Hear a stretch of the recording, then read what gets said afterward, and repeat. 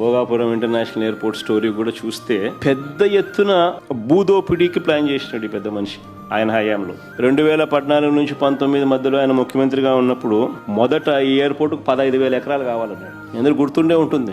తర్వాత 5,000 ఎకరాలు అన్నాడు. తర్వాత మేము అధికారంలోకి వచ్చిన తర్వాత మొత్తం 2,703 ఎకరాలకు కుదించి అడుగులు వేగంగా ముందుకు వేయగలిగాం.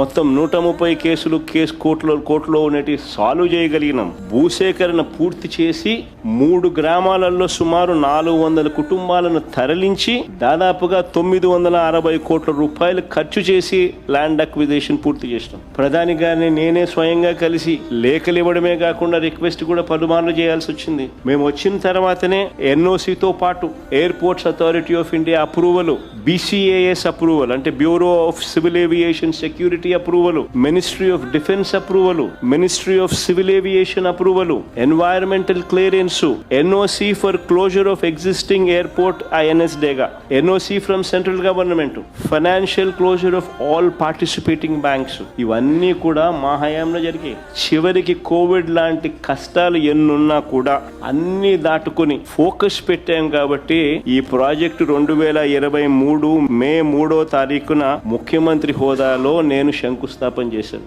ఆ రోజు మీటింగ్ లో చెప్పిన 2026లో మొదటి ఫ్లైట్ ఇక్కడ నుంచి టేక్ ఆఫ్ అవుతుంది అని చెప్పి. ఈ రోజు భూమి పూజ చేసిన ఈ గ్రీన్ ఫీల్డ్ ఎయిర్పోర్ట్ లో మరో 3 ఏళ్లలో ఈ ప్రాజెక్టు పూర్తయి 2026 నాటికి ఇక్కడ నుంచే ఇదే భోగాపురం నుంచే విమానాలు ఎగిరే పరిస్థితి వస్తుంది అని చెప్పడానికి కూడా సంతోషపడతా ఉన్నా. అంతేకాదు ఎయిర్పోర్ట్ ఒక వైపున కడతా ఉన్నప్పుడు ఎయిర్పోర్ట్ కనెక్టివిటీ రోడ్డు కూడా equally important.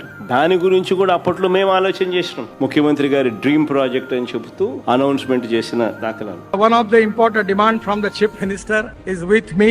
That is the making of 6-lane Vizag Port Highway and NH16 near Bhogapuram. The length is 55 km. Cost is 6,300 crore, which is very important for Andhra Pradesh and dream project of Honorable Chief Minister. Many times he requests me about this proposal. Today I am happy that we are sanctioning this project. ఆశ్చర్యం ఏందనంటే credit తీసుకోవాలని ఇంత తాపత్రయపడతా ఉన్న వీళ్ళు అసలు ఆ ప్రాజెక్టులో ఆ road దాని తర్వాత అడుగులు ముందుకేలా మన ప్రభుత్వం పోయిన తర్వాత ఈ 2 ఏళ్లలో వీళ్ళు వచ్చిన తర్వాత దాన్ని పర్సూ చేసుకుని అదేదో ఆ ఎయిర్పోర్ట్ అయ్యే టయానికి ఈ రోడ్డు కూడా కంప్లీట్ కావాలన్న మినిమం ధ్యాస కూడా వీళ్ళకి లేదు. చంద్రబాబు నాయుడు గారు ఏమంటాడు, credit dream project of honourable chief minister. Many time he request me about this proposal. Today I am happy that we are sanctioning this project. ఒక పర్మిషన్ తెచ్చినారా, ల్యాండ్ అక్విజిషన్ చేసినారా, కనీసం జరగాల్సిన పనులన్నా చేయించినారా కనీసము?